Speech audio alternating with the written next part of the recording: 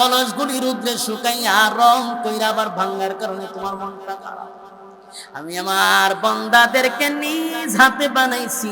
আসমান আমি নিজ হাতে বানাই, জমিন নিজ হাতে বানাই নাই, হুকুম দিয়া সব কমপ্লিট করছি।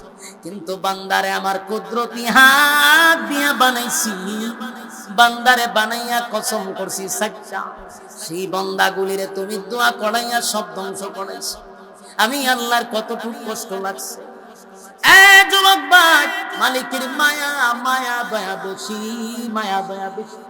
এই জন্য দেখবেন কেউ যদি সকাল বেলা আমার মালিককে গালি দেয়, বিকাল বেলা আল্লাহ তার জন্য খাবার রেডি রাখে। নাস্তিকরা আমার মালিককে গালি দেয়, কিন্তু নাস্তিকের খাবার রেডি। কারণটা কি? বলে আল্লাহর নাম রহমান।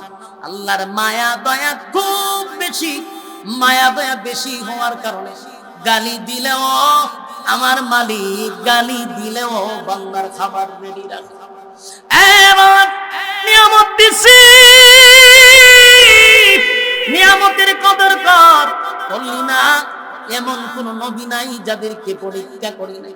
ইউনূস পয়গম্বরকে একদিন দুই দিন নয় গো, মাছের পেটের ভিতরে আল্লাহ 40 দিন রাখছে। কয়দিন? ইউনূস পয়গম্বর নিজের উম্মতের প্রতি রাগ করে চলে গেছিল দেশ ছেড়ে আরেক দেশে। আল্লাহ সেই কারণে মাছের পেটের ভিতরে ঢুকাইয়া 40 দিন এক চিল্লা লাগাইছে মাছের পেটের ভিতরে। তাই ইউনূস নবী দোয়া করে, লা ইলাহা ইল্লা আনতা সুবহানাকা ইন্নী কুনতু মিনাল জালিমিন। আল্লাহ বলেন আমি ইউনূস পয়গম্বরকে সেখান থেকে উদ্ধার করছি যখন সে আমার শরণাপন্ন হয়েছে। বলুন কার শরণাপন্ন? আরো জোরে। বিপদে পড়লে, মুসিবতে পড়লে কার কাছে চাইব? দুনিয়ার কারো কাছে চাওয়া যাবে? কোন বাবার কাছে, কোন মাজারওয়ালার কাছে? চাইতে হবে আল্লাহর কাছে। আল্লাহ বলেন ইউনূস যখন বলছিল লা ইলাহা ইল্লা আনতা সুবহানাকা ইন্নী কুনতু মিনাজ জালিমিন, ইউনূস পয়গম্বর আমার শরণাপন্ন হইছে। আল্লাহ বলেন ফাস্তাজাবনা লাহু ওয়া নাজ্জাইনাহু মিনাল গাম ওয়া কাযালিকা নুজিল মুমিনিন। রব্বে কারীম বলেন ইউনূসের দোয়া কবুল করছি, শুধু তাই নয় তারে সুস্থ অবস্থায় ফিরাইয়া দিছি। আর আল্লাহ বলেন ওয়া কাযালিকা নুজিল মুমিনিন, কিয়ামত পর্যন্ত যারা বিপদে পড়ে আমি আল্লাহর শরণাপন্ন হবে তাদেরকেও আমি হেফাজত করব। সুবহান। তাহলে পরীক্ষা তো আল্লাহ সবাইরই করছে। পরীক্ষা ছাড়া কেউ কোনোদিন গন্তব্যে পৌঁছতে পারে না। যুবক ভাইরা, নবীর যুগে সাহাবায়ে কেরামরা ঈমান আনতে গিয়া ঈমানের পরীক্ষা দিয়া জান্নাত পাইছে। কত সাহাবী আমার নবী দুনিয়ায় থাকতেই ঘোষণা দিছে, এ সাহাবী তুমি জান্নাতি, তুমি জান্নাতি, তুমি জান্নাতি। নাম দৌড়ে দৌড়ে বলছে তুই জান্নাতি। এই নিয়ামত কেমনে পাইল? পরীক্ষায় উত্তীর্ণ হয়েছে। সুবহানাল্লাহ। সরাইল তো আলেম ওলামার এলাকা। আমি বুঝলাম না, উল্টা পাল্টা লাগতেছে ঘটনা। বিজ্ঞ আলেমরা এখানে আছে, ওয়াজ মাহফিল করছেন। আমার কথা কি হাসি চলতেছে কেন? সার্কাস দেখাইছি আপনাদের, আসেন কেন? হাসির কথা ওয়াজ না কিতা করবে? এরা হাসতেছে। মনোযোগ দিয়ে একটু শুনেন, কথাগুলো একটু দিলের কান লাগে। হাসার অভ্যাস থাকলে উঠতে যান না, হাসার অভ্যাস থাকলে উঠতে যান। আর যারা ওয়াজ শোনার নিয়ত আছেন একটু বসুন। পৃথিবী এটা কি চিরস্থায়ী না ক্ষণস্থায়ী? আমরা যারা এখন বসবাস করতেছি মূলত আমরা আছি বর্তমানে একটা পরীক্ষার হলে। পরীক্ষার হলের ভিতরে অলরেডি আমরা আছি এবং আমাদের অলরেডি পরীক্ষা চলতেছে। আপনি আমি যখন স্কুল, কলেজ, মাদ্রাসা বিভিন্ন জায়গায় পরীক্ষা দিতে যাই, সময় কয় ঘন্টা থাকে? 3 ঘন্টা। 3 ঘন্টা সময় দেওয়া হয় পরীক্ষার হলের ভিতরে। আপনার হাতে একটা প্রশ্ন ধরায়া দেওয়া হয়, 3 ঘন্টার ভিতরে আপনি লেখা শেষ করতে হবে। এখন কেউ প্রশ্ন পাওয়ার পরে প্রশ্ন দেখতে দেখতে তার অনেক সময় যায়, আবার কেউ কলম কামড়ায় বসে, আবার চিন্তা করে এটা প্রশ্ন তো আমার মাথাতেই নেই, আমি কি লিখব। অনেক সময় অনেকে দেখা যায় প্রশ্নই লেখা শুরু করে, আবার অনেকে কলম কামড়ায়, অনেকে বসে থাকে। কিন্তু যিনি ডিউটিতে আছেন পরীক্ষার হলের ভিতরে, এই লোকে কি তারে বাধা দেয়, উঠায়া দেয়? উঠায় না। যে তুই যে কলম কামড়াইতে লেখস না কেন, তুই বেরিয়ে যাই, এরকম বলে না। সময় তো 3 ঘন্টা, এখন তুমি বৈশা থাকো, লিখতে থাকো, কোনো অসুবিধা নেই। 3 ঘন্টা শেষ, আউট। অনেক সময় যদি কেউ প্রশ্ন পাওয়ার পরে চিন্তা করে যে না আমি প্রশ্নের উত্তর দিব না, আমি বই বইয়া মনে হতো গান লেখে, তারে কি বাধা দিব? তুই গান লেখ, কবিতা লেখ, ছন্দ লেখ, কিন্তু সময় 3 ঘন্টা। আরেকজনের প্রশ্ন পাওয়ার পরে তার সব প্রমাণ করছে, সে সঠিকভাবে লিখতেছে, তারে যেমন সুযোগ সুবিধা কর্তৃপক্ষ দেওয়া হচ্ছে, দিতেছে, ঠিক আপনি বসে বসে গান লিখতেছেন, আপনাকেও সেই সুযোগ সুবিধাই দেওয়া হবে। আপনি গান লিখতে লিখতে কাগজ শেষ, যদি বলে আমার একটা কাগজ লাগবে, আপনাকেও দিবে। সঠিক প্রশ্নের উত্তর লিখলেও আপনাকে আবার কাগজ দিবে। বোঝা গেল সার্ভিস দুজনের জন্য সমান। কেন? দুজনই পরীক্ষার হলের ভিতরে। পরীক্ষার হলের ভিতরে যখন আমরা 3 ঘন্টা শেষ, তখন জোর কইরাও আপনি কলম দিয়ে লেখার সুযোগ নেই। তখন কি করে যে ওটা, অনেক সময় আমরা যে পরীক্ষা দিছি তো কিছু লাইন বাকি আছে, কিছু টাইম শেষ, ওইখান থেকে স্যার আইতে আমরা লিখতে লিখতে এরপরে কাগজ টান দিয়ে যায়, লিখতে দেয় না, কাগজ টান দিয়া নিয়ে যায়, বলছে যাও শেষ। তখন আফসোস থাকে, আরে 2টা লাইন বসি, কিন্তু সুযোগ নাই, টান দিয়া কাগজ নিয়ে গেছে। ঠিক তেমনি ভাবে দুনিয়াটা হলো একটা পরীক্ষার হল। এখানে আইসা জুয়া খেলো অসুবিধা নাই, ফ্রি ফায়ার খেলো অসুবিধা নাই, জানায় বেবিচারে লিপ্ত থাকো অসুবিধা নাই, সুদে ঘুষে লিপ্ত থাকো অসুবিধা নাই, জুলুম নির্যাতনে লিপ্ত থাকো অসুবিধা নাই। সময় 3 ঘন্টা। সময় ওই যে 60-70, মানে আপনাকে এটাই বুঝাচ্ছে যে আপনার 60 অথবা 70 সময়টাই। এখন যেইভাবে তুমি সময় কাটাও, সময় কিন্তু ঘুরতেছে। আল্লাহ বলেন পৃথিবীটা আমি পরীক্ষার হল হিসাবে পাচ্ছি। পরীক্ষা অলরেডি আমরা চলতেছি, সময় কারোর জন্য অপেক্ষা করে না, সময় তার গতিতে চলতেছে। এই পৃথিবীটাকে আসলেই থাকার জায়গা, আমরা থাকতে পারবো? কোনোভাবেই সম্ভব, চলে যেতে হবে।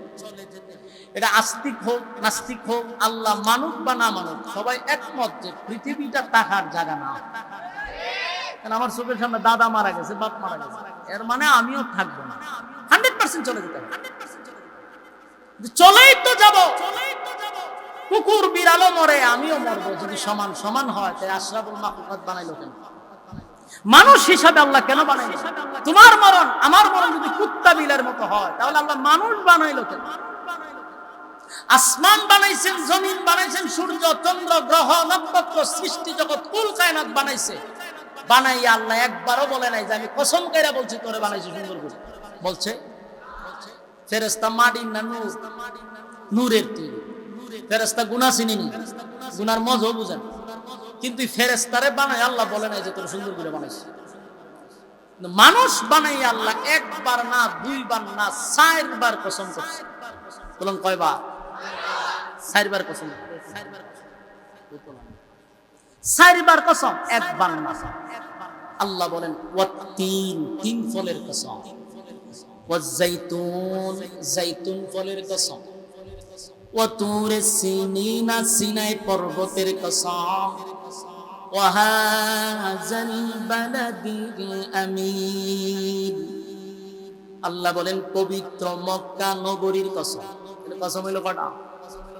4টা কসম। জোরে কোন কয়টা? একটা 2টা না, মালিক কিন্তু 4টা কসম করছে। কেন কসম করলো? মানুষ বানানোর পরে আল্লাহ 4টা কসম করে বলেন লাকাদ খালাকানাল ইনসানা ফি আহসানি তাকওয়িম। আল্লাহ বলেন 4 কসম করে বলি, মানুষের যে সুন্দর আমি আল্লাহ করে বানাইনি। আসেনি সুবহানাল্লাহ? ফেরেশতা বানাইয়া রব্বি কারীম বলে নাই ফেরেশতা তোরে সুন্দর করে বানাইছি। আসমান জমিন সৃষ্টি করে আল্লাহ বলে নাই সুন্দর করে বানাইছি। মানুষ তোরে বানাইয়া সুন্দর করে বানাইছি। 4 বার কসম করছে। এত ইজ্জত, এত সম্মান আর এত মর্যাদা কিন্তু আল্লাহ মানুষকে দিছে। এত সম্মান আর মর্যাদা মানুষকে দিল। সম্মানের দিক দিয়েও মানুষের সম্মান সবচেয়ে বেশি। নূরের তৈরি ফেরেশতা গুনার মজাটুকু বুঝে না, কিন্তু আল্লাহ ফেরেশতাদের চেয়ে সম্মান মানুষকে বেশি দিছে। মানুষ বানাইয়া আল্লাহ বলেন নূরের তৈরি ফেরেশতাদেরকে বলল, ও ফেরেশতারা, আমার মানুষ আদমকে তোমরা সিজদা করো। সমস্ত ফেরেশতারা আদম পয়গম্বরকে সিজদার মাধ্যমে বুঝাইয়া দিল ফেরেশতাদের চেয়ে সম্মানের দিক দিয়ে মানুষের সম্মান বেশি। ফেরেশতাকে আল্লাহ বানাইলো নূর দিয়া। ফেরেশতা গুনাহ কি জিনিস বুঝে না, গুনাহ বুঝে না, গুনার মজাও বুঝে না। এরপর আল্লাহ ফেরেশতার জন্য জান্নাত বানায় নাই। আল্লাহ বলেন আসমানের জন্য জান্নাত বানাই নাই, জমিনের জন্য জান্নাত বানাই নাই, সূর্যের জন্য জান্নাত বানাই নাই, সূর্যের জন্য চন্দ্রের জন্য জান্নাত বানাই নাই। আল্লাহ বলেন মানুষ তোর জন্য আমি জান্নাত বানাইছি। নিম্ন স্থলের একটা জান্নাতীকে আমার আল্লাহ বলেন এই পৃথিবীর 10টা পৃথিবীর সমান জান্নাত তোর নামে লিখে দিব। কোন রকম যেই ব্যক্তিরা জান্নাতে যাবে তার জন্য এই পৃথিবীর 10টা পৃথিবীর সমান। সুবহানাল্লাহ। 10টা পৃথিবীর সমান জান্নাত রব্বে কারীম নিম্ন স্তরের একটা মানুষের জন্য লিখে দিবে। শর্ত হলো পরীক্ষায় উত্তীর্ণ হতে হবে। কোন কি শর্ত?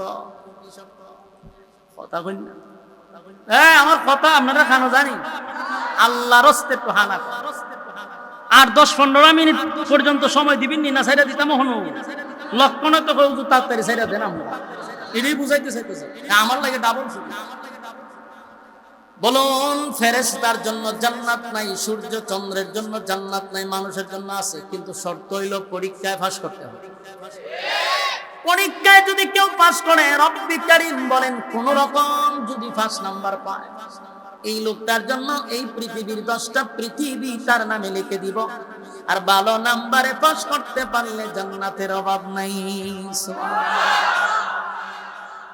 বলে আমরা যারা এখন এখানে বসা, যারা বাড়িতে বসা, যারা দোকানে বসা, যারা ব্যবসায় বসা, যে যে অবস্থায় আছে সবাই কিন্তু আমরা পরীক্ষার হলের ভিতরে আছি। পরীক্ষা চলতেছে, পরীক্ষা চলতেছে। যেদিন থেকে বালেগ হইছেন সেদিন থেকে পরীক্ষার হলে ঢুকে গেছে। মালাকুল মউত আজরাইল আসার আগ পর্যন্ত পরীক্ষা চলতে থাকবে। সাবধান, যে কোনো কাজ করি মাথায় রাখতে হবে আমি কিন্তু পরীক্ষার হলে আছি।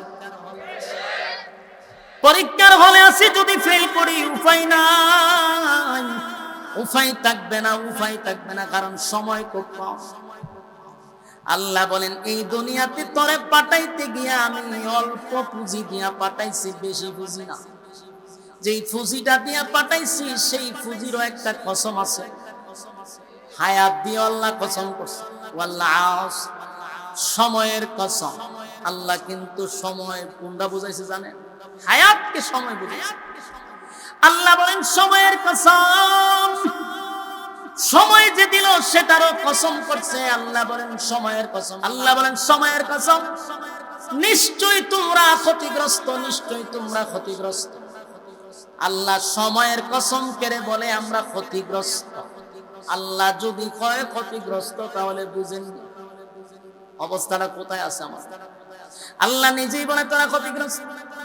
ইল্লাল্লাযীনা আমানু ওয়া আমিলুস সালিহাত।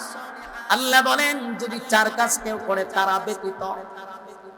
আল্লাহ নিজেই কসম করে বলে আমরা ক্ষতিগ্রস্ত, ক্ষতিগ্রস্ত, কিন্তু 4টা কাজ করলে আল্লাহ বলেন আমরা ক্ষতিগ্রস্ত হবে না।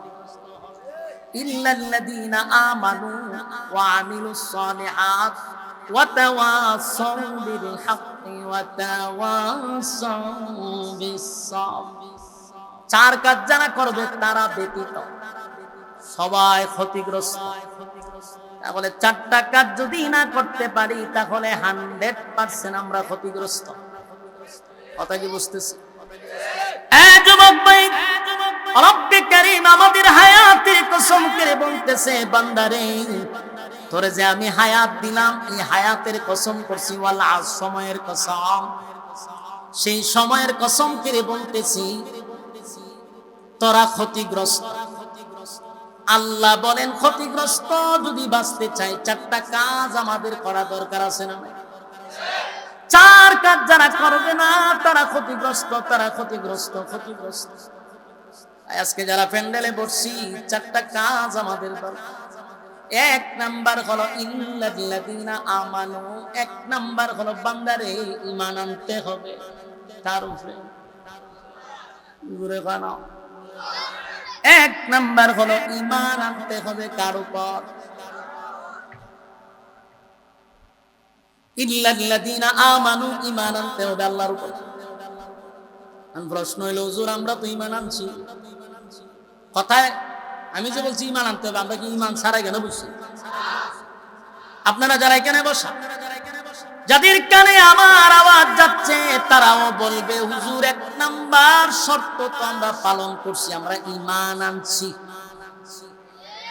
আপনারা যারা এখানে বসেন ঈমানদার না বেঈমান ঈমানদার ঈমানদার বইলে তো মাহফিলে বসে কিন্তু এখানে একটা প্রশ্ন হলো ঈমান আনা সত্ত্বেও আল্লাহ বলেন ঈমান আনো আমি আল্লাহর উপর কেন বললো এক নাম্বার কারণ হলো ঈমান মাপার থার্মোমিটার আমাদের কাছে নাই ঈমান মাপার থার্মোমিটার আছে জ্বর উঠলে এখন জ্বর পরীক্ষা করে কি দিয়া পরীক্ষা করে একটা থার্মোমিটার আছে হয় কেন লাগায় আর নাইলে জিব্বাত লাগাইয়া দেখবেন এক হইব যে 103 102 জ্বর এইটা দিককে কেমনে হইলো যেটা মাপার একটা থার্মোমিটার আছে এটা দেওয়ার কারণে বুঝা লাগে এর জ্বর এত পয়েন্ট আছে কিন্তু আপনারা যারা এখানে বসা সবার দাবি হলো হুজুর আমি ঈমানদার ঈমানদার ঈমানদার কিন্তু আমরা জানতে চাই আমাদের কাছে কি ঈমানের থার্মোমিটার আছে ঈমানের থার্মোমিটার না থাকার কারণে সুদ করেও বলে আমি ঈমানদার ঘুষ করেও বলে ঈমানদার বেনামাজিও বলে ঈমানদার জেনা করেও বলে ঈমানদার লম্পট বদমাশগুলি চাঁদাবাজগুলি বলে আমরা ঈমানদার জোরে কোন ঠিক ওপেন সুদকায়েরা জিগাইলে কই আমি ঈমানদার নামাজ পড়ে না এক ওয়াক্ত তারে জিগাইলো কয় আমি ঈমানদার জেনা করে তারে জিগাইলো কয় আমি ঈমানদার বেপরদায় চলে তারে জিগাইলো কয় ঈমানদার ঘটনা কি কারণ এ দাবি করছে আপনিও কিছু বলতে পারবেন না কারণ আপনার কাছে থার্মোমিটার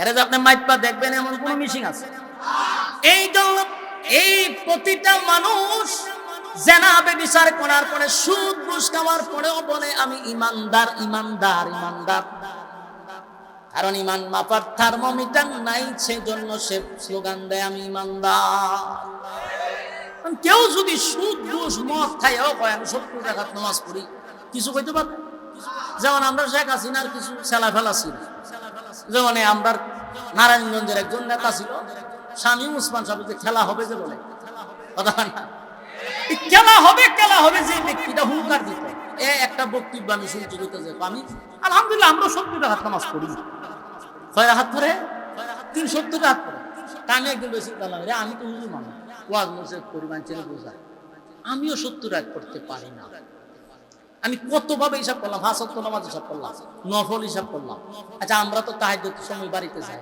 ফজরের আগে তো আমরা ঘুম হয় না তো হয়তো আমরা 2 রাকাত পড়ি ওইটা বইতে অনেক সময় আজানের অপেক্ষা সব মিলে দেখুন 70 রাকাত না আমি চিন্তা করলাম যে আমরা সুযোগ আছে পড়া 70 রাকাত আমি পড়তে পারলাম কিন্তু এই বেচারা এত বড় একটা মন্ত্রী এমপি হইয়া এত ব্যস্ততার দেখা নাইস গানও দিয়া আবার বক্তৃতা দিয়া হগলতা কইরো 70 রাকাত করে ঘটনাটা এটা কেমনে সম্ভব তিরাস কেমনে সম্ভব যখন বুঝলেও আমরা কইতাছি যখন গণভবন যখন লুটপাট শুরু হইলো তখন দেখা যায় তাহাজ্জুদ যেখানে পড়ে গেল মদের বোতল বাইরে বোতল লইয়া লে মানছে বাড়িতে তখন বুঝছি যে কেমনে 70 রাকাত হয় কারণ যে সময় বলছে আমি 70 রাকাত পড়ি তখন মাথা ঠিক আছে না এটা মাতাল আছে এই যে বোতলটা নিয়েছে তাহলে এই লোকটা যখন 70 রাকাত পড়ছে তাহলে বোঝা গেল ফাঁকটা ইমানদার কিন্তু যখন মাইকটা কইছে সবাই কই ঠিক ঠিক যে কইছে কেন কইছে কারণ যে ঠিক কইছে এর কাছে থার্মোমিটার নেই যে জঙ্গল সাথে দিয়ে মাইকলা দিই যে ওনার কাছে থার্মোমিটার আছে দেখে এটা তো সিস্টেম না হয়, এই জন্য সাবা বাজেও হয়ে যায় আমি মাজা হেও হয় 70 রাত। আরেকজনে গুনতে উঠতে চোখ মুখ ধোইবার আগে বলে নামাজের মশলা তো এই লোকে যে এটা বয়ান করছে আমরাও প্রতিবাদ করতেছি না, কারণ থার্মোমিটার নাই। যার মুখটা যায় বুঝলে গেছে থার্মোমিটার। এই জন্য আল্লাহ জানে যে সুরও হয় ইমানদার, বেঈমানও হয় ইমানদার, লুটপাটন্যা হয় ইমানদার, সৈরাচারও হয় ইমানদার। ইমানদার যে সবাই দাবি করে, এই কারণে আল্লাহ এই আয়াতের মধ্যে বলেন হে ইমানদারেরা। দেখবেন অনেক আয়াতের মধ্যে আল্লাহ ইয়া আইয়ুহাল্লাযীনা আমানু শব্দ ব্যবহার করছে প্রায় জায়গায়। ইয়া আইয়ুহাল্লাযীনা আমানু তার মানে কি হে ইমানদারেরা। সব জায়গায় কি কয় ইমানদাররে ডাকে, কোন বেঈমান আল্লাহ কয় না যে তুই ইমানদার।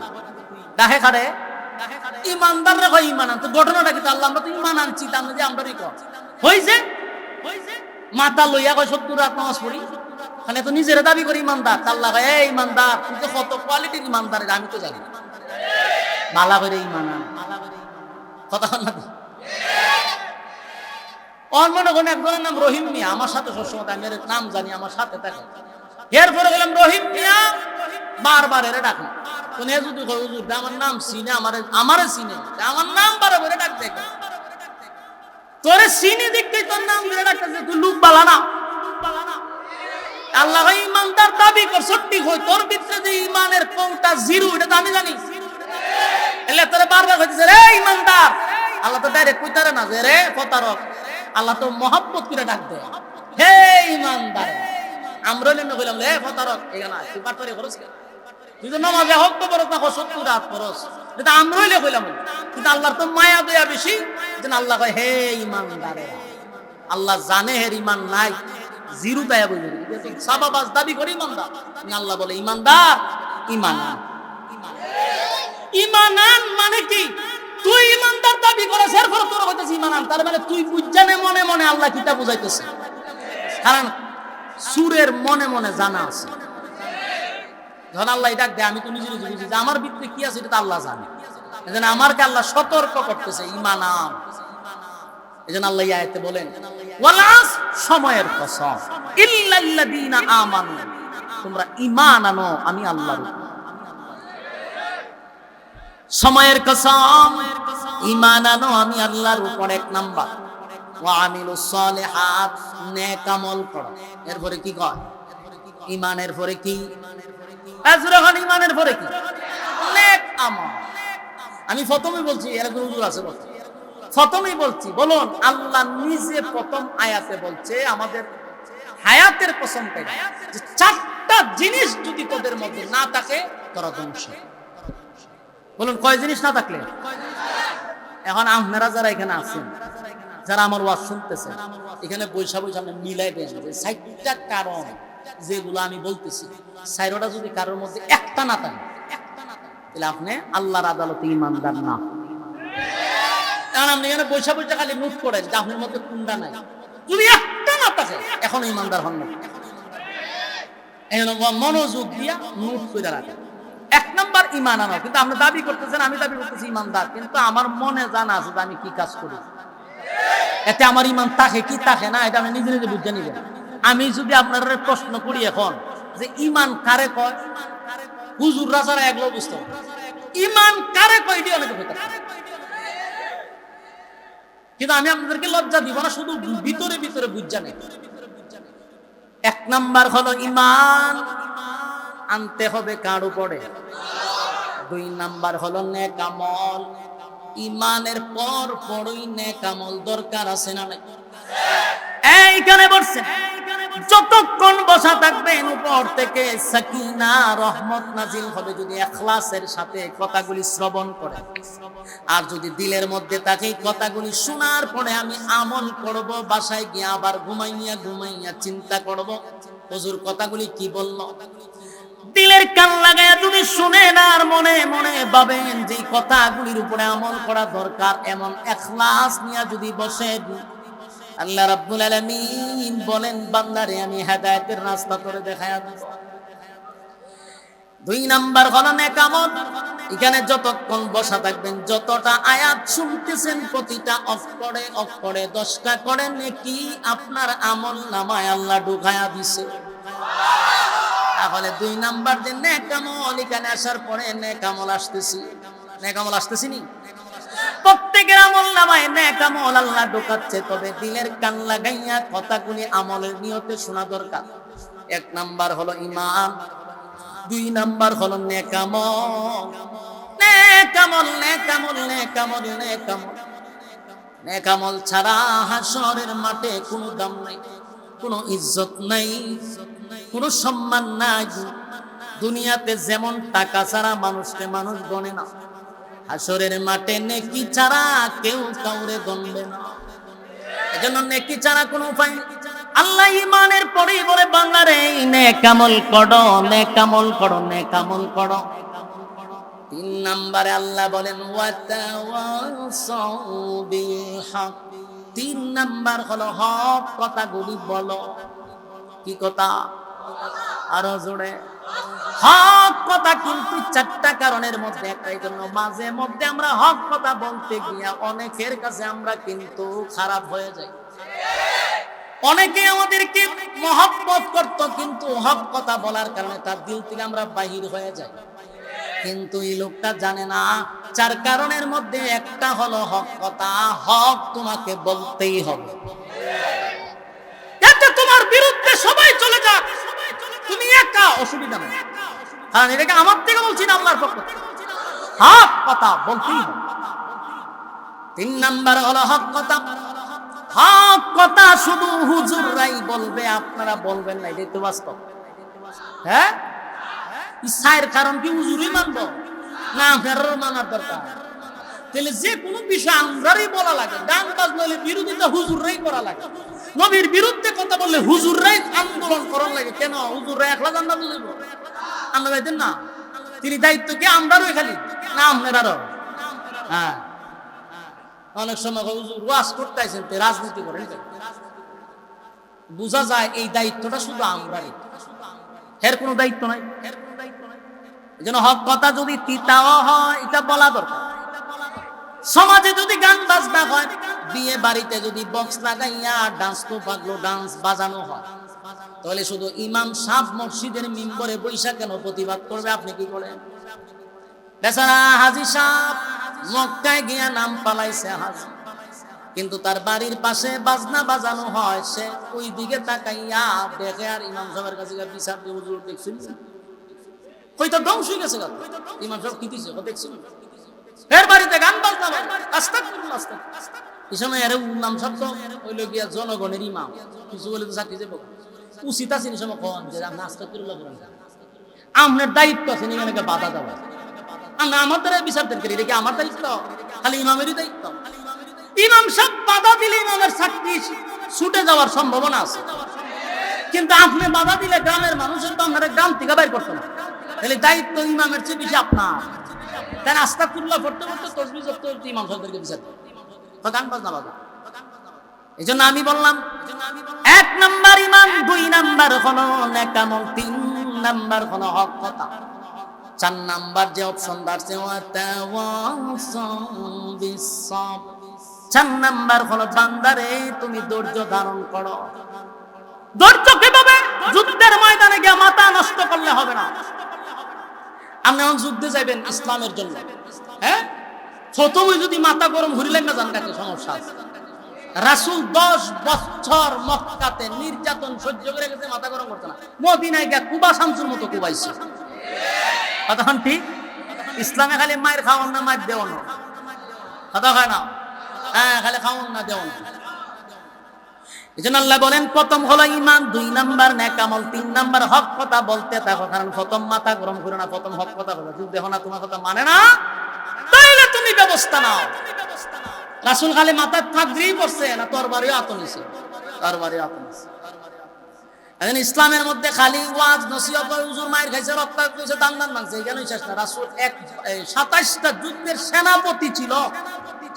সেনাপতি বুঝেননি? যুদ্ধের মেইন যিনি, এরকম তরবারি হাতে নিয়ে রাসূল নেতৃত্ব দিছে। জি, যুদ্ধ পরিচালনা করছে রাসূল। খালি দান দান বাংছে আর তায়েফের ময়দানে রক্তাক্ত করেছে, এই ওয়াজ করলে হইতো না, মাঝে মাঝে দিছে এইটাও কম লাগবে। এই জন্য আমরা মুসলমানরা মায়ের খাই বেশি, কারণ এই ওয়াজ হচ্ছে বেশি। মায়ের দেওয়ার ওয়াজ নাই, মায়ের আমরা দিতেও পারি। বাস্তব না বাস্তব? ইসলামের জন্য, দিনের জন্য মাঠে ময়দানে লামার দরকার হলে নামতে হবে। ওই দেন ভারতে, ভারত হিন্দু ঘনিষ্ঠ লোক বেশি, হিন্দু সম্প্রদায়ের লোক খুব বেশি দেশে, এরা সংখ্যা ঘনিষ্ঠ, মুসলমানটা সংখ্যালঘু। 30 কোটি মুসলমান আছে ভারতে, নাকি? হ্যাঁ, 30 কোটির কাছাকাছি। এরপরে তারা সংখ্যা লঘু। আর বাংলাদেশে আমরা 20 কোটি মানুষ, এর থেকে বেশি ভারতে মুসলমান আছে। এরপরে তারা এই দেশে কিনা সংখ্যা ঘনিষ্ঠ না। কিন্তু যখন উগ্র হিন্দুত্ববাদীরা রাসূলকে নিয়ে যখন গালি দিল, সারা কলকাতা এখন মুসলমানদের, পুরো কলকাতা ঘেরাও করে ফেলছে মুসলমানরা। একজন সাংবাদিক এক মুসলমানকে প্রশ্ন করছে যে আপনারা যে আন্দোলনে নামছেন, এখন তো আপনারা সব বাদ দিয়ে খালি আন্দোলন করলেই চলবো? আপনারা নিজের বাচ্চা কাচ্চার জন্য রোজগার করা তো দরকার, কাম কাজ করা দরকার, অফিস আদালতে যাওয়া দরকার, এইভাবে রাস্তাঘাট সব বন্ধ করে রাখছেন, ঘটনা কি? কি চমৎকার উত্তর দিছে এই লোকে জানেন? সে বলছে, তারে মিয়া রাসূলকে গালি দে, আমার ব্যবসাবাদ, আমার সন্তানাদিবাদ, আমার স্ত্রীবাদ, আমার আত্মীয় স্বজনবাদ সব এক সাইডে, নবী এক সাইডে। আমার নবীর বিরুদ্ধে কথা বলবে, আমার সংসার বুঝি না, বাচ্চা কাচ্চা বুঝি না, মা বাপ বুঝি না, রাসূলকে গালি দিছে, এর প্রতিবাদ রাস্তায় নামছি, সমাধান না হওয়া পর্যন্ত আমরা ঘরে ফিরব না। দাদা বাবু, মানুষ দিকটা মাথা পুরা হ্যাং হয়ে গেছে। দেখছেন না আপনারা কি পরিমাণ মানুষ? সুবহানাল্লাহ, পুরো একটা শহর ঘেরাও করে দিয়েছে মুসলমান। এই জন্য গায়ে ভাড়া দিয়া ঝগড়া করলে তখন যত দুর্বল মানুষই হোক, একটা সময় সে কিন্তু একটা সাইড দেয়। কুকুর আর বিড়ালের ঝগড়া দেখছেন? আমি অনেকবার দাঁড়ায় দেখছি। কুকুরটা সাইজে বড়, শক্তি বেশি। অনেক সময় বিড়াল দেখলে হে এইভাবে খুব ফেকন দিয়া যায়। বিড়াল জানে যে এর সাথে আমি শক্তি দিয়া পারবো না। বিড়াল দেখবেন একটু পিছে যাইয়া লেজটারে খুব মুড়া করে, আর এমন একটা ভয়ঙ্কর রূপ ধরে বিড়ালে। কুকুর এই রূপ ভিক্ষা, কুকুরের মাথা নষ্ট, যেটা কি সুরত ধরে। তখন বিড়ালদের কাছে যখন কুকুর আরো আগায়, তখন দেখবে বিড়ালে যখন পিছে আর কিছু নাই, তখনই দেখা যায় হ্যাঁ দুই ফাল মেরে দেয়। দেখছেন এরকম? আমি নিজে হারিয়ে দেখছি। তুই ফাউ দিয়া যখন কুকুরের নাকে মুখে শুরু, কুকুর আর চোখের মুখে কিছু দেয় না, দেখুন তো দৌড় মারে। শেষে কিন্তু বিড়ালই বিজয় হয়। মুসলমানের যখন ফিট দেয়ালে লেগে যায়, তখন কিন্তু এমন সাইট মারে, তখন আমেরিকার মতো একটা শক্তিশালী দেশও লেজ গুটাইয়া পালাইতে বাধ্য হয়। বাস্তব না বাস্তব? হ্যাঁ, এটা বাস্তব, চিরবাস্তব। 20 বছর যুদ্ধ করছে আফগানিস্তানের সাথে, শেষে লেজটা গুড়াইয়া বাঁচছে। মুসলমান ইমানদার, এটা কখন ইমানি জজবা আসতে হবে? যদি রাসূলের বিরুদ্ধে কেউ কথা বলে, আল্লাহর বিরুদ্ধে যদি কেউ কথা বলে, আমার মা বাপ বুঝি না, এই কুলাঙ্গারের বিচার না হওয়া পর্যন্ত, তার জিহ্বা ছিঁড়ে কুত্তার নাস্তা বানানো না পর্যন্ত 1 সেকেন্ডের জন্য মুসলমানের শান্তি নাই। ভারতের মুসলমানদেরকে বলবো, আপনারা যে মিশন নিয়ে নামছেন, সাকসেস না হওয়া পর্যন্ত ঘরে ফিরবেন না। যেটা আমাদের বাংলাদেশের কমলমতি শিশুরা অতীতে দেখাইয়া দিছে। তারা মাঠে নামছে, একের পর এক পাখির মতো স্বৈরাচার গুলি করছে, পিছপা হয় নাই, পিছপা হয় না। শেষ পর্যন্ত সফলতা আসছে না নাই? এখনো পুরাপুরি আমরা সফল হইতে পারছি। এখনো দাদা বাবুর অনেক লোক এই দেশে আছে, বুঝছেন না যে অত শান্তি, অত আশা আসছেন না, বিপদ এখনো রয়ে গেছে। কদিন আগে দেখছেন না, শিক্ষাঙ্গন যেখান থেকে মানুষ আদর্শবান হয়ে বাহির হওয়া দরকার, সেখানে হয় খুন খারাপি। কাদের ইঙ্গিতে, কাদের ইশারা এগুলো হচ্ছে? সবচেয়ে নিরাপদ যে জায়গা থাকার কথা, সেখানে মানুষ হত্যা হচ্ছে। এর আগে একবার আবরার নাকি যেন একটা ছেলে আসলো, আবরার ফাহাদ, একবার তারে পিঠায় মারছে, কিন্তু এই কলেজে, বিশ্ববিদ্যালয়ে মারছে, বুয়েট কলেজে, যেখানে আমরা এরা শিক্ষা দেয় যে শিক্ষা জাতির মেরুদণ্ড, এরা দি জাতির মেরুদণ্ড ভেঙে গেল। একটা মানে এই কি কয় প্রতিবন্ধী বললেই চলে। হ্যাঁ, লোকটা মা হারাইছে, বাবা হারাইছে, সব হারাইছে। এই লোকটারে ভাত খাওয়ায় আর মারে, খাবার খাওয়ায় আর মারে। চতুষ্পদ জানোয়ারেরও মায়া আছে, কিন্তু এই সমস্ত শিক্ষিত নামের অশিক্ষিত গুলি, শিক্ষিত নামের কুলাঙ্গার গুলির কোনো মায়া দয়া তাদের কলি যায় না। আর একটা মানুষে মারবি তো খাওয়াইলি কেন, আর খাওয়াইলি তো মারবি কেন? কতক্ষণ মারে? খাবার খা, খাবার পরে যে খাওয়ান কি স্বাদ হইছে, মজা হইছে। এই লোকটারা তোরা কেমনে মারল? এই জন্য এখনো যে দেশ পুরা স্বাধীন হয়েছে মনে করেন না, কারণ 16 বছর 17 বছর যে স্বৈরাচার ভারতের ফুতুল যে দেশে ছিল, এখনো যে পুরাটা স্বাধীন হয়েছে এমনটা নয়। এখনো অনেক অনেক ভারতীয় দাদারা এখনো আছে বাংলাদেশে, সজাগ থাকতে হবে। আর আপনাদেরকে বলে, আমরা তো ব্রাহ্মণবাড়িয়া, তো আপনারা এমনই গোটা বাংলাদেশের মধ্যে আলাদা এক জিনিস। ব্রাহ্মণবাড়িয়ার ডরা না এমন কোনো দেশ বাংলাদেশ। এরা রক্ত দিতে পারে, এরা জীবন সবার আগে দিতে পারে। নবীর বিরুদ্ধে যদি আবারও বাংলাদেশে, এতদিন তো স্বৈরাচার কইরা গেছে, প্রতিবাদ করলে আমাদেরকে পাখির মতো গুলি মারছে। নতুন বাংলাদেশে যদি আবার কেউ নবীর বিরুদ্ধে, আল্লাহর বিরুদ্ধে, আলেমদের বিরুদ্ধে কলম ধরার চেষ্টা করে, তাদের অস্তিত্ব থাকবে না বাংলার জমিনে। এটা খুব জোরালো ভাবে বলতে চাই। আর প্রতিবাদ করা দরকার, কোনো ছাড় নাই এই ব্যাপারে। আমার বাপরে গালি দে সহ্য করবো, মারা গালি দে সহ্য করবো, রাসূলকে নিয়ে গালি দিলে সহ্য করার ক্ষমতা আল্লাহ আমাদেরকে দেয় নাই। সম্মানিত সুধী, এজন্য একটা কথা সবসময় স্মরণ রাখবেন, ইমানদার হইতে গেলেও আমাদের মধ্যে গুণগুলা থাকতে হবে। আপনি 5 ওয়াক্ত নামাজ পড়েন, আপনার মাথার পাগড়িও আছে, আপনার হাতে একটা তসবিহও আছে, আপনি মক্কায় গিয়ে হজ করেছেন, সব ঠিকঠাক আছে। রাসূলের গালি দিছে, আপনার শরীরে কোনো হিটই, আপনার শরীরে কোনো হিটই আসলো না, আপনার খুব আসলো না, আপনি কিসের ইমানদার? হ্যাঁ, আপনি বছরে একবার মাথার একটা ভাগড়ি লাগাইয়া আর আপনি মিছিল নিয়ে বাইরে গেলেন, মিছিল শেষ জিলাপি খাই আপনি ঘুমাইলেন, 1 বছর পর আপনার ইমান জাগ্রত হয়। এই বন্ডামি বাংলাদেশের মানুষ আস্তে আস্তে সব বুঝতেছে। এর ভিতরে সারা বছর নবীর গালি দিলে কোনো ধরনের প্রতিবাদ নাই, প্রতিবাদ দিল কেডা? নবীর আগমনে বাধা দিছে। বাস্তব না বাস্তব? যুবক ভাইরা আমার, যেই কথা বলতে চাই এটা হলো, ইমানদার হওয়ার জন্য আমাদের যেই গুণগুলা থাকা দরকার। 1 নাম্বার হলো ঈমান, 2 নাম্বার হলো নেকামত, 3 নাম্বার হলো হক কথা, 4 নাম্বার হলো ধৈর্য। আল্লাহ বলেন ওয়াল আফ, সময়ের কসম করে বললাম, কোন সময়? যেই হায়াতটুকু তোদেরকে দিলাম 60 বছর 70 বছর, এই হায়াতের কসম করে বলি বান্দারে, ইন্নাল ইনসানা লাফি খুস, তোরা ক্ষতিগ্রস্ত। 4টা জিনিস যদি তোর ভিতরে থাকে, আমি আল্লাহ ওয়াদা দিলাম তোরা ক্ষতিগ্রস্ত হবি না। 1 নাম্বার ঈমান, 2 নাম্বার নেকামল, 3 নাম্বার হলো ধৈর্য। এই 4টা যাদের ভিতরে আছে, বলুন তো দেখি তারা ক্ষতিগ্রস্ত হওয়ার সম্ভাবনা আছে? যুবক ভাই, এই পৃথিবীটা হলো ক্ষণস্থায়ী। যদি আমরা পরীক্ষার হলে রেজাল্ট ভালো না করতে পারি, তাহলে এবার আসুন কি হবে?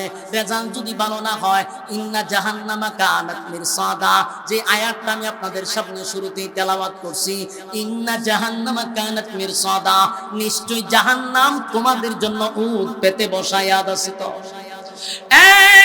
ইন্না জাহান্নামা কানাত মিরসাদা, জাহান্নাম তোমাদের জন্য ওত পেতে বসা। কাদের জন্য বসা? যারা সীমা লঙ্ঘন করছে, লিত্তাগিনা মাআবা লাবিসিনা ফিহা আহকাবা, যারা সীমা লঙ্ঘন করছে, পরীক্ষার হলে পরীক্ষা দেয় নাই, অনর্থক সময় নষ্ট করছে, লাবিসিনা ফিহা আহকাবা, যুগের পর যুগ সেখানে তারা অবস্থান করবে, লা ইয়াযুকুনা ফিহা বারদান ওয়ালা শারাবা, যুগের পর যুগ তুমি থাকবা, কিন্তু বান্দারে কোনদিন তোমাকে একটু পানিও দেওয়া হবে না তৃষ্ণা নিবারণের জন্য। রব্বে কারীম বলেন তোমাদের জন্য ঠান্ডা পানিরও ব্যবস্থা রাখা হবে না। মানুষগুলি কলিজা পাটা পিপাসা লইয়া হাসরের মাঠে দাঁড়াবে, আবার বিচারের পরে যখন তার জাহান্নামে দেওয়া হবে, মানুষ কলিজা পাটা পিপাসা লইয়া জিহ্বাটাও তার কুকুরের মতো বাহির হয়ে যাবে। পানি পানি বলে মানুষ চিৎকার করবে। আল্লাহ বলেন লাবিসিনা ফিহা আহকাবা লা ইয়াযুকুনা ফিহা বারদান ওয়ালা শারাবা, যুগের পর যুগ থাকবি কিন্তু তাদেরকে ঠান্ডা পানি দেওয়া হবে না। হাজার হাজার বছর পর্যন্ত মানুষগুলি ডাকতে থাকবে আল্লাহ পানি দেন না, একটু পানি দেন, পানি দেন, কলিজাটা ফেটে যাচ্ছে। আল্লাহ তখন ফেরেশতাদেরকে বলবে বান্দারে, ফেরেশতাদেরকে বলবে ফেরেশতারা এই নাফরমানটা আমার কাছে কি চায়? বলে আল্লাহ পানি চায়। বলুন কি চায়? পানি চায়, পানি চায়। রব্বে কারীম বলবেন ফেরেশতারা রে নাফরমানকে কি আমি দুনিয়ায় পানি দেই নাই? বলে আল্লাহ দিছে। গরমের সময় টিউবওয়েলের পানিটা আমি ঠান্ডা করে দিছি। যাদের বাড়িতে টিউবওয়েল আছে দেখবেন প্রচন্ড গরমে পানি ঠান্ডা হয়, যত সাপ দিবে তত ঠান্ডা বাইরে না গরম বাইরে। আবার দেখবেন প্রচন্ড ঠান্ডার মধ্যে টিউবওয়েলে যত সাপ দিবেন পানি তত গরম হয়। আল্লাহরে চিনার জন্য এর চেয়ে বড় কোনো উদাহরণ নাই। ঠান্ডার সময় পানি তো বরফ হওয়ার কথা, পানিটা হয় গরম, আর প্রচন্ড গরমের মধ্যে পানিটা হয় ঠান্ডা। আল্লাহ বলেন বান্দার আমি পান করাইছি, আমার দেওয়া নিয়ামত পাইয়া, আমার দেওয়া নিয়ামত খাইয়া বান্দা একবারের জন্য আমি আল্লাহর গোলামি করে নাই, আমি আল্লাহর কৃতজ্ঞতা প্রকাশ করে নাই। মন গড়া জিন্দেগি চালাইছে, যেমনে মনে চায় বান্দা এমনে চলছে। পরীক্ষার হলে পাঠাইছি, বান্দা পরীক্ষা ঠিক মতো দেয় নাই, যেমনে মনে চায় এমনে চলছে। পরীক্ষার রেজাল্ট বড় খারাপ, এই বান্দাকে তো আর পানি দেওয়া যায় না। অথচ পানির জন্য চিৎকার দিবে কয় হাজার বছর, 1000। সরাইলের বাইরা শেষ কথাটা বলে দেয়, পরীক্ষায় পাস করলে মানুষের ভালো মানের চাকরি হয়, ভালো সম্মান হয়, ফ্যামিলিতে সম্মান বাড়ে, বিভিন্ন প্রতিষ্ঠানেও তার সম্মান বাড়ে।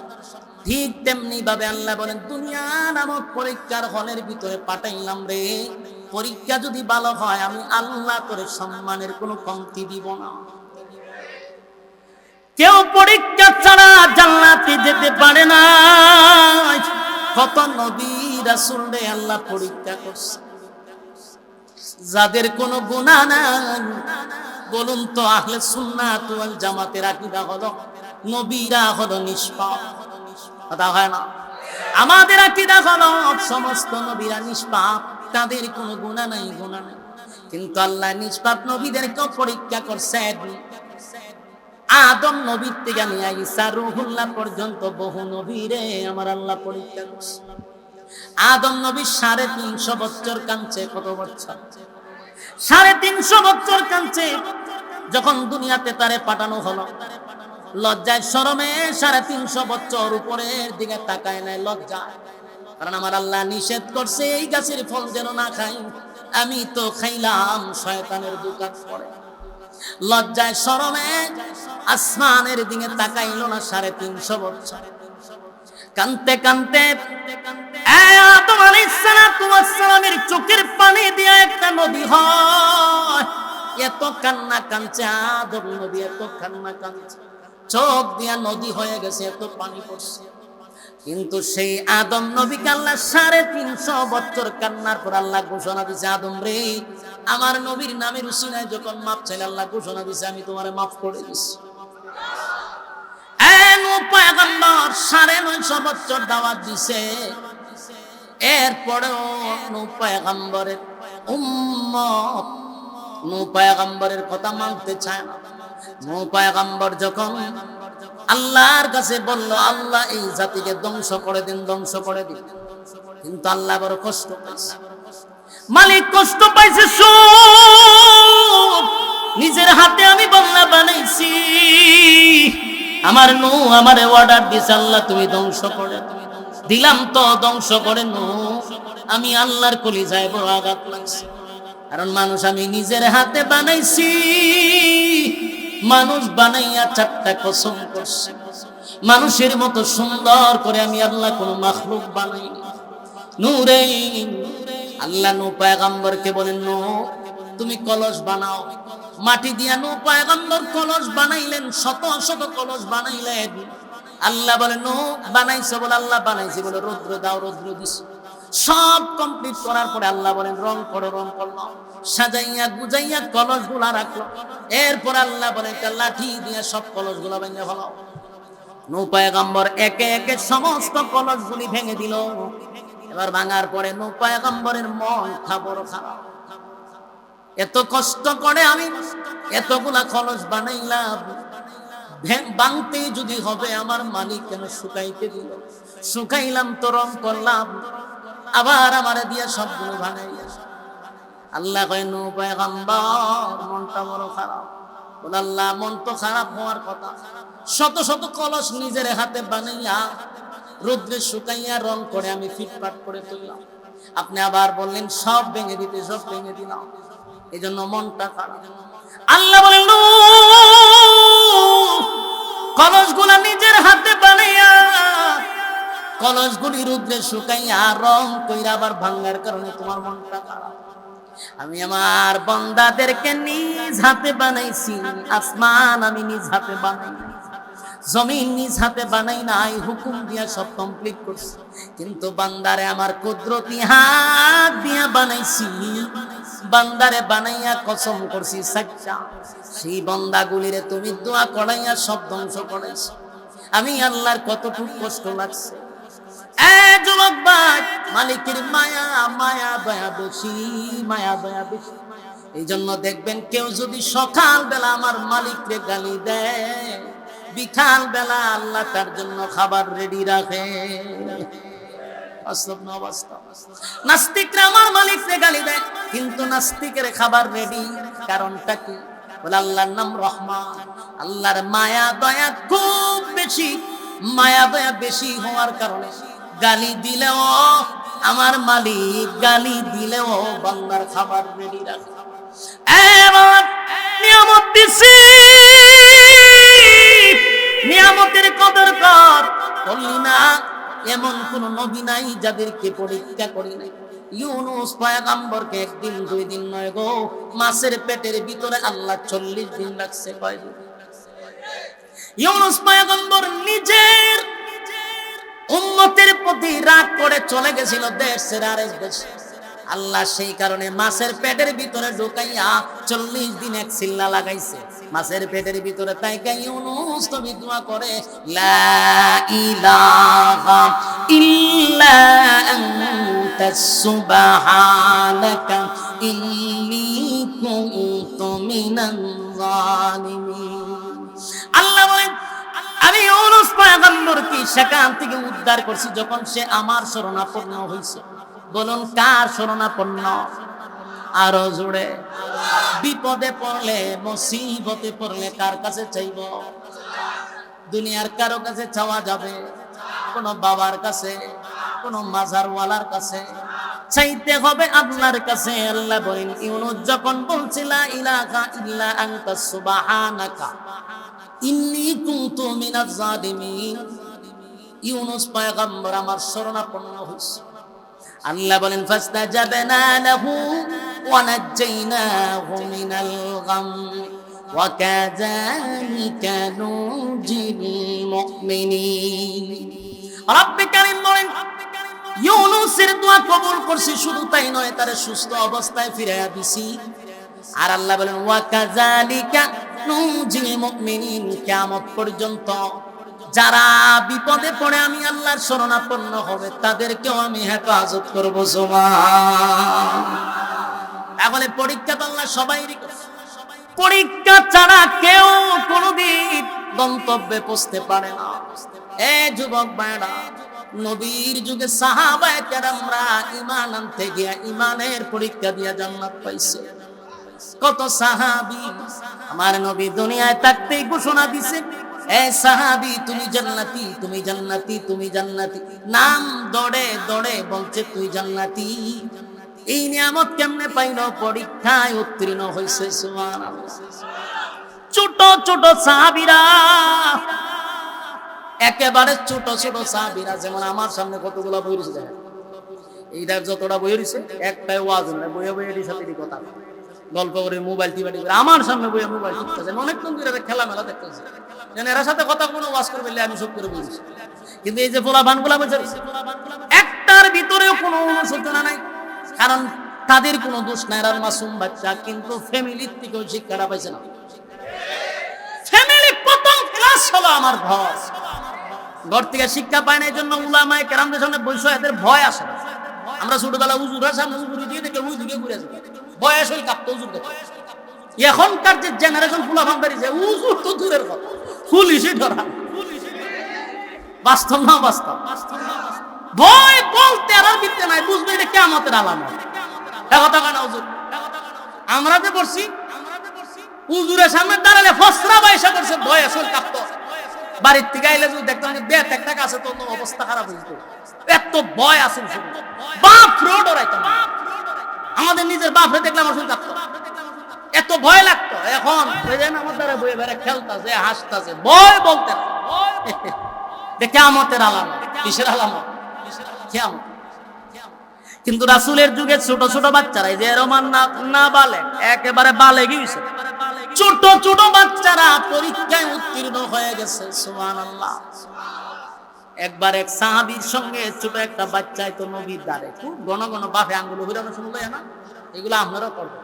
নিজের সন্তানকে মসজিদে যাওয়ার সময় আমি দূরে নিয়ে যাবো, আপনার কাছ থেকে না শিখে কার কাছ থেকে শিখবে? কথা বুঝেন না? আপনার সন্তান যদি আপনার কাছ থেকে না শিখে শিখবো করতে, আমি নিজেই তো মসজিদে জানাতে হেরে নিব কেন? আদর্শবান বাবা হতে হবে। আপনার সন্তান যেন একটা সময় বলতে পারে, আমার বাপরে দেখছি, আমার বাপে কোনোদিন মসজিদে যাওয়া মিস করে না। এরকম যেন বলতে পারে যে আমার বাপরে দেখছি কোরআন শিক্ষক, আমার বাপের জন্মের পর থেকে বেশি দাঁড়িয়ে আছে, আমার বাপের টুপি আছে, আমার বাপ সুন্নত অনুযায়ী চলতে ছোটবেলা থেকে দেখছি, এটা যেন বলতে পারে আপনার সন্তান। আমরা তো নিজেই লাইন, আমরা বলতে পারবো বুকে হাত দিয়ে, আমার জন্মের পর থেকে আমার বাপরে এক ওয়াক্ত নামাজ মিস হতে আমি দেখিনি। আল্লাহর জাতের কসম করে বলবো, আমার কাফারা দিতে হবে। আমি আমার বাপের কথা বলতেছি, আমার বাপ কিন্তু আলেম না, একজন কৃষক ছিল, সামান্য ব্যবসা ছিল আমার বাপ, কিন্তু আমার বাপ আজ পর্যন্ত নামাজ ছাড়া খাইতে আমি দেখছি। আমি আমার বাপের কথা বলছি, এক ওয়াক্ত এখনো এক ওয়াক্ত তাকবীরুল্লাহ ছাড়া আমার বাপ নামাজ পড়ে, আযান দিবার আগে আমার বাপ মসজিদ। এখন এইটা আমরা বলতে পারি কেন? শুরুতে দেখতেছি, গর্ব করে বলি যে আমার বাপ এরকম ছিল। আমি আমার বাচ্চারা বলতে পারি যে তোর দাদা কোনোদিন তাকবীরুল্লাহ ছাড়া নামাজ পড়ছে। আপনার সন্তানকে আপনি শিখাইতে হবে, আপনার ছেলে যেন একটা সময় গর্ব করে বলতে পারে। আপনার ছেলে বলবো কি যে আমার বাবা শেখ ছাড়া কোন হানো বাইছে, আমার বাবাকে বার্নিশ করছে, ইচ্ছা মা বার্নিশ করে এরপর আমার বাপ বাইছে, আর আমার বাপ দামি ব্র্যান্ডের জিন্সের প্যান্ট ছাড়া পড়ছে না। এটা আপনার ফুলা বানাবে, আর পর আপনার ফুলা মানে কি যে আমার বাপ ভালো সিগারেট ছাড়া মহুলি ছিল। বাস্তব বেশি না বাস্তব? আপনি কি শিক্ষা দিলেন?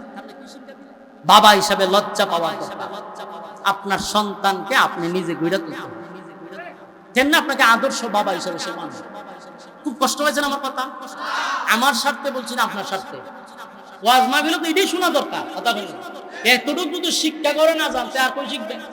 আমরা দেশের ওয়াজ তো মাশাআল্লাহ জিকির আর নাচানাচি দিয়ে, শ্রোতারা যায় যখন খালি আর নাচতে নাচতে যায়। জিগা নাচস করে এখন নাচতে গাইছে, শ্রোতায়ও নাচে, বক্তায়ও নাচে।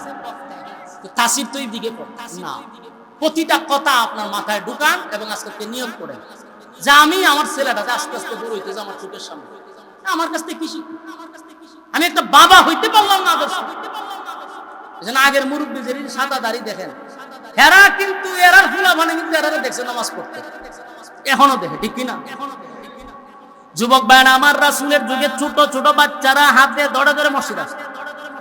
এক সাহাবীর সঙ্গে ছোট একটা বাচ্চা প্রতিদিন নামাজে আসতো। আল্লাহর নবী তারে খুব মহব্বত করতেন, মাথায় হাতায় দিত। এই ছেলেটাও নবীরে খুব ভালোবাসে, কারণ নবীরে সবচেয়ে বেশি মহব্বত করতো ছোট বাচ্চারা। নবীও ছোট ছোট বাচ্চাদেরকে খুব বেশি ভালোবাসতো। আপনারাও বাচ্চাদেরকে বেশি মহব্বত করবেন, রাসূলের সুন্নাত। আদাহন না, রাসূল খুব মহব্বত করতো, ভালোবাসতো। ছেলেটাও রাসূলের কাছে খুব কাছাকাছি যাইতো, কাছাকাছি আসতো। রাসূলের দিন প্রতি আমার ভালোবাসো। ছেলেটা বলে জিউজু, আপনারা ভালোবাসি মানে আপনার লাগে জীবন দিলাম। রাসূল কটি কি সত্য? বলে জি। একটা কাজ কর, ওই দিন একটা তরবারি আছে, এটা ল এত লইছে, ওইটা কেনা, ওইটা আমার আব্বা, ওতে সাইজ করে লাভ। যেই মাত্র ওই যে সাইজ কর, হে তরবারি লিয়ে বাপ হয়ে গেছে, হের বাপে দুটারই আমার বাচ্চা আমার দিকে তরবারি লিয়ে ঘটনা কিন্তু একটা দৌড় মারছে। যেই মাত্র দৌড় দিছে হেও দৌড় দেয়, রাসূল তো কারো পরীক্ষা ফাঁস। সুবহানাল্লাহ।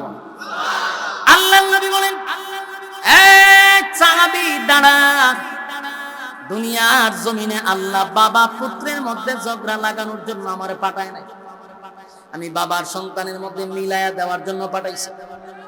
আমি তোরে পরীক্ষা করছি আমার জন্য তোর কি পরিমাণ ভালোবাসা। আল্লাহর নবী খুশি হয়ে গেলেন আর বললেন, এই বাচ্চার কত ঈমান। নবীর জন্য বাপ রে হ্যাঁ শেষ করে রেখেছে। এজন্য নবীর জন্য আমার বাবাই যদি নবীরে গালি দেয়, বাবাকে মাথা বডির থেকে মাথা আলাদা করার দায়িত্ব আমার। কথা হয় না? কারণ রাসূলের ক্ষেত্রে কারো কোনো ক্ষমা নাই, এটা আমার বাপ হোক মা হোক। কথা হয় না? রাসূলকে গালি দিবে এটা কোনোভাবেই বরদাস্ত করা যায় না। রাসূল আমার ঈমান, ঠিক কিনা বলেন? বাচ্চা ছোট মানুষ তো পরীক্ষা খা। আল্লাহর রাসূল গোটা মদিনায় ঘোষণা করে দিয়েছে, হে আমারে মহব্বত করে আমিও তারে মহব্বত করি। সুবহান।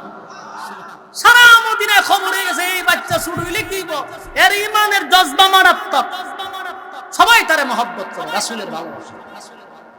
যুবক ভাইরা আমার, পরীক্ষা প্রতিটা মানুষেরই পরীক্ষা ছিল। সাহাবায়ে কেরামরাও পরীক্ষা দিয়েছে, নবী রাসূলগণ পরীক্ষা দিয়েছে। পরীক্ষা ছাড়া কেউ গন্তব্যে পৌঁছতে পারে না।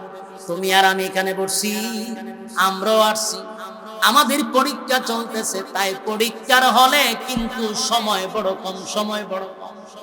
60 বছর 70 বছর এই আশা এখন বাদ দিয়া দেন। এখন মানুষ হঠাৎ মারা যায়, মানুষের হঠাৎ মৃত্যু হয়। সকালে বাহির হয়েছে ঘর থেকে ভালো মানুষ, গড়াইয়া শেষ। বাস্তব না বাস্তব? মানুষ হঠাৎ মারা যায় গো, 1 সেকেন্ডের কোনো ভরসা নাই, 1 সেকেন্ডের কোনো ভরসা নাই। বেড়াগিরি আর তাকব্বরি বেশি দিন থাকবে না। ক্ষমতাও কি মানুষের চিরস্থায়ী থাকে? ক্ষমতা শেষ হয়েছে নি? কথা কই না দি? ক্ষমতার খুব দাপট দেখাইছিল, আসেনি এখন। তাহলে ক্ষমতা বেশি দিন থাকে না, দুনিয়ার জমিনও বেড়াগিরি বেশি দিন থাকে না। তাই মালাকুল মউত আজরাইল কোন সময় কার সামনে হাজির হয় কারো জানা নেই।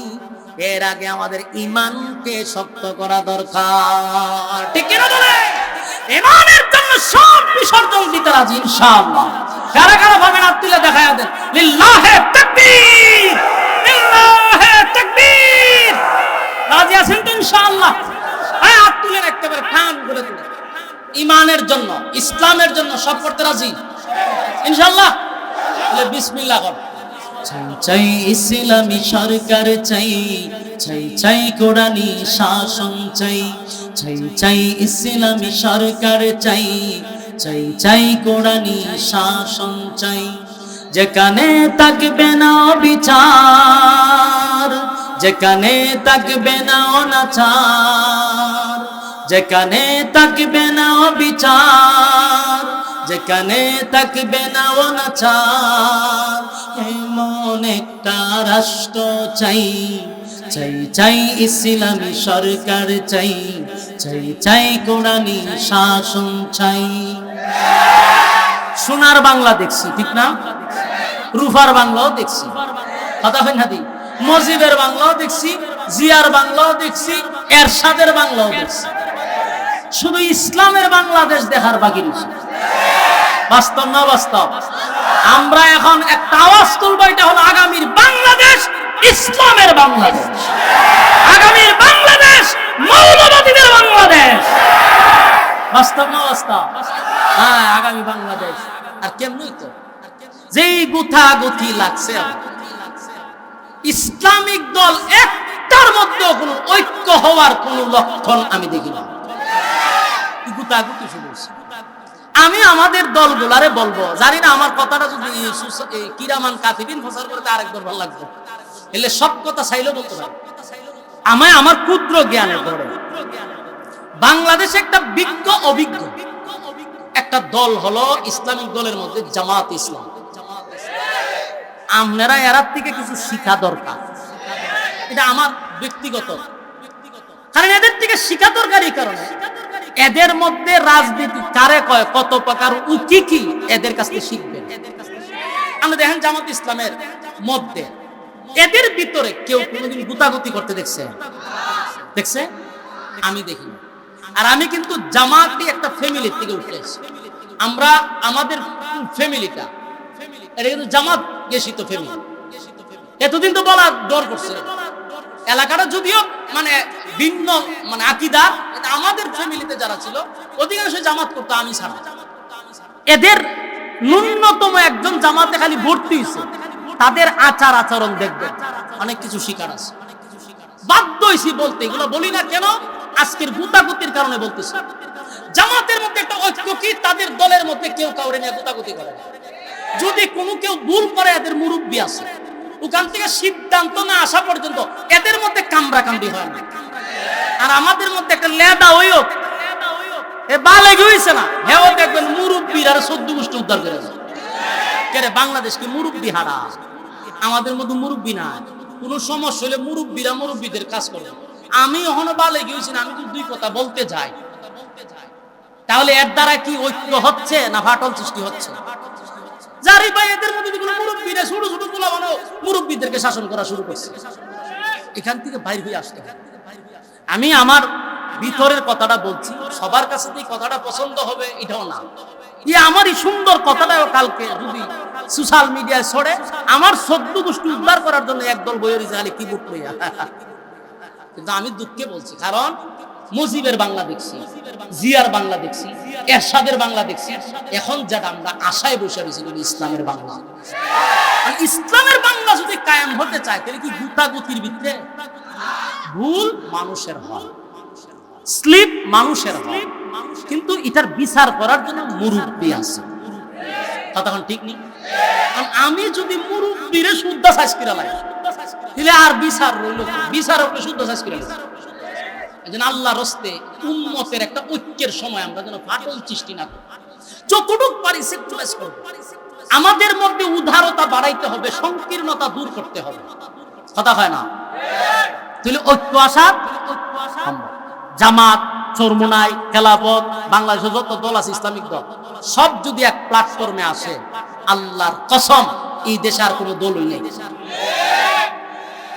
ইসলাম কায়েম হইতে কি সময় লাগবে না? কারণ সবাই একটা চিন্তা থাকতে হবে, সব বাংলাদেশ খেলেছি ইসলামের বাংলাদেশে বাস্তব না বাস্তব, ওদের আওয়াজ দিতে হবে। চাই চাই ইসলামী সরকার চাই, চাই চাই কোরআনী শাসন চাই। ঠিক কামানের ঘোলা যেটা করবে না বুর, শান্তি সুখের দরা কি যে মধুর। কামানের ঘোলা যেটা করবে না বুর, শান্তি সুখের দরা কি যে মধুর। সন্ত্রাস মুক্ত বাংলাদেশ চাই, সন্ত্রাস মুক্ত বাংলাদেশ চাই। চাই চাই ইসলামী সরকার চাই, চাই চাই কোরআনী শাসন চাই। চাই চাই ইসলামী সরকার চাই, চাই চাই কোরআনী শাসন চাই। যেখানে থাকবে না অবিচার, যেখানে থাকবে না অনাচার, এমন একটা রাষ্ট্র চাই। চাই চাই ইসলামী সরকার চাই, চাই চাই কোরআনী শাসন চাই। চাই চাই ইসলামী সরকার চাই, চাই চাই কোরআনী শাসন চাই। খেতায় পাখি গাছে গে যাবে গান, মুখে মুখে শোনা যাবে সুখের স্লোগান। যেটায় পাখি গাছে গে যাবে গান, মুখে মুখে শোনা যাবে সুখের স্লোগান। গরিব ধনী সবে হবে বাই বাই, গরিব ধনী সবে হবে বাই বাই। চাই চাই ইসলামী সরকার চাই, চাই চাই কোরআনী শাসন চাই। চাই চাই ইসলামী সরকার চাই, চাই চাই কোরআনী শাসন চাই। আগামীতে দেশ হবে ইসলামী দেশ, এক হও মুসলিম ভুলে বিদেশ। আগামীতে দেশ হবে ইসলামী দেশ, দেশ, এক হও মুসলিম ভুলে বিদেশ। বিজয়ের জন্য ঐক্য চাই, বিজয়ের জন্য ঐক্য চাই। চাই চাই ইসলামী সরকার চাই, চাই চাই কোরআনী শাসন চাই। ঠিক চাই চাই ইসলামী সরকার চাই, চাই চাই কোরআনী শাসন চাই। যেখানে থাকবে না বিচার, যেখানে থাকবে না অনাচার, এমন একটা রাষ্ট্র চাই। চাই চাই ইসলামী সরকার চাই, চাই চাই কোরআনী শাসন চাই। চাই চাই ইসলামী সরকার চাই, চাই চাই কোরআনী শাসন চাই। ربنا ظلمنا أنفسنا وإن لم تغفر لنا وترحمنا لنكونن من الخاسرين رب العالمين আল্লাহ গভীর রাত হয়ে গেছে, নজুলে রহমতের সময় চলে আসছে। আপনার কুদরতি নজর দিয়ে একটু তাকান, কত সাদা সাদা দাড়িওয়ালা মুরব্বী আমার সঙ্গে হাত বাড়াইছে।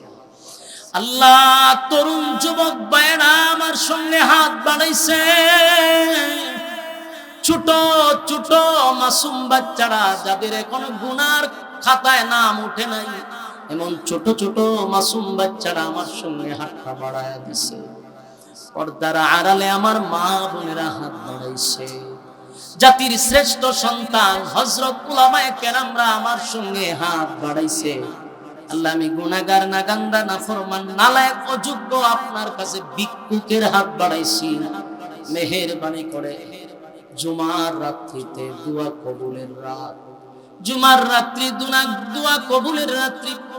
আল্লাহ, সেই রাত্রে নজুলে রহমতের সময় তামাম জিন্দেগির গুনার বোঝা মাথায় লইয়া আল্লাহ আপনার দরবারে হাত বাড়াইছি। আল্লাহ, জানি গুনার দিকে তাকাইলে মাফের কোনো আশা নাই, মাফের কোনো আশা নাই। আল্লাহ, আপনার রহমতের দিকে তাকাইয়া আপনার গোলামকে মাফ করেন। আল্লাহ, আপনার মায়া দয়া বেশি, আপনার মায়া দয়া বেশি। আল্লাহ, গুনার দিকে তাকাইয়েন না, আপনার দয়া মায়ার দিকে তাকাইয়া জিন্দেগির গুনাহ মাফ করে দেন। আল্লাহ, শয়তানের ওয়াসওয়াসায় পড়ে গুনাহ করছি। আল্লাহ, শয়তানের দুখায় পড়ে গুনাহ করছি, ইচ্ছা করে করি নাই। আল্লাহ, শয়তানের বিভিন্ন চক্রান্তে পড়ে গুনাহ করছি। আল্লাহ, আল্লাহ, গুনাহ যদি মাফ না করে জাহান্নামের আগুন সহ্য করার ক্ষমতা নাই। আল্লাহ, আপনার গোলামকে মাফ করে দেন। প্রচন্ড গরমের মধ্যে আপনার বান্দারা আরামের বিছানা ছেড়ে এখানে বসে আছে। আল্লাহ, কেউ রে খালি হাতে ফিরাইয়া দিয়েন না। আমরা যারা হাত বাড়াইছি, আমাদের পক্ষ থেকে লাখো কোটি দুরূদ এবং সালাম সোনার মদিনায় পৌঁছায়া দেন। আল্লাহ, বাবা আদম থেকে নিয়ে আজকে পর্যন্ত যত মুমিন মুমিনাত কবরে শায়িত প্রত্যেকের সব পৌঁছায়া দেন। আমার ডাইনে বামে সামনে পিছনে এই এলাকার যত মুর্দাগান কবরে শায়িত প্রত্যেকের সব পৌঁছায়া দেন। আল্লাহ, বিশেষ করে এই মাহফিলটা যারা করছে, টাকা দিয়া, পয়সা দিয়া, বুদ্ধি দিয়া, শ্রম দিয়া, রান্না বান্না কইরা আমাদেরকে খাওয়াইয়া যে যেমনে পারছে মাহফিলটার জন্য অক্লান্ত পরিশ্রম করছে, আল্লাহ প্রত্যেকটা যুবকদের দিনের খাদেম বানায়া দেন। আল্লাহ, ব্রাহ্মণবাড়িয়ার জমিন, আলেম প্রিয় জমিন, ব্রাহ্মণবাড়িয়ার জমিন, উলামায়ে কেরামদের জমিন। আল্লাহ, এই জমিনে বসে বসে আপনার দরবারে ভিক্ষুকের মতো অপরাধীর বেশে হাত বাড়াইছি। আল্লাহ, আমাদেরকে এখানে যারা বসছি কেউ রে খালি হাতে ফিরিয়ে দিয়েন না। রব্বুল আলামিন, দরখাস্ত হলো আল্লাহ, বিশেষ করে মাহফিলটা যুবকরা করছে, টাকা দিয়া, পয়সা দিয়া, বুদ্ধি দিয়া, শ্রম দিয়া, যে যেমনে পারছে। মসজিদের জন্য অনেক ভাইরা টাকা দিল, পয়সা দিল, সিমেন্ট দিল, যে যেমনে পারছে আপনার ঘরে শরীক হইল। যে যেই নিয়তে দিছে প্রত্যেকের দিলের নেক বাসনা পুরা করে দেন। আল্লাহ, আমরা যারা হাত বাড়াইছি, বড় আশা লইয়া হাত বাড়াইছি, খালি হাতে ফিরাইয়েন না।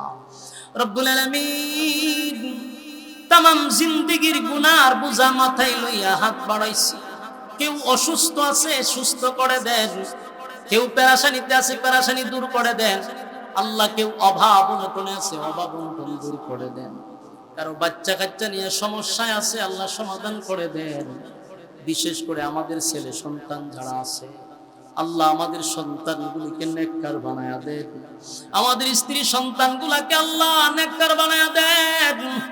আল্লাহ ঘরের মধ্যে রহমত আর বরকত দান করেন, খামায় রোজগারে বরকত দান করেন। আল্লাহ বিভিন্ন চক্রান্ত থেকে আমাদেরকে হেফাজত করেন, যতদিন বাঁচায় রাখবেন ইজ্জতের জিন্দেগি দান করেন আল্লাহ। বেজ্জতি জীবন থেকে ফানা দেন আল্লাহ, ইজ্জতের জিন্দেগি দান করেন আল্লাহ, বেজ্জতি জীবন থেকে ফানা দেন আল্লাহ। শেষ দরখাস্ত, তামাম পৃথিবীর মুসলমানদেরকে হেফাজত করেন, বাংলাদেশের মধ্যে যত চক্রান্ত আছে দূর করে দেন, আলেমদেরকে একবার তৌফিক দেন আল্লাহ। আমরা যারা হাত বাড়াইছি সবার একটা দাবি, দেশটাকে চক্রান্ত মুক্ত দান করে রব্বুল আলামিন। যা বললাম যা শুনলাম নবীজির জুতার দুলার বরকতে দুয়ারে কবুল করেন আল্লাহ। আমরা যারা হাত বাড়াইছি কাউরে খালি হাতে ফিরায় দিয়েন না, নবীজির জুতার দুলার বরকতে দুয়ারে কবুল করেন। সুবহান রাব্বিকা রাব্বিল ইজ্জাতি আম্মা ইয়াসিফুন ওয়া সালামুন আলাল মুরসালিন ওয়ালহামদুলিল্লাহি রাব্বিল আলামিন। আমিন বিরহমাতিকা ইয়া আল্লাহ।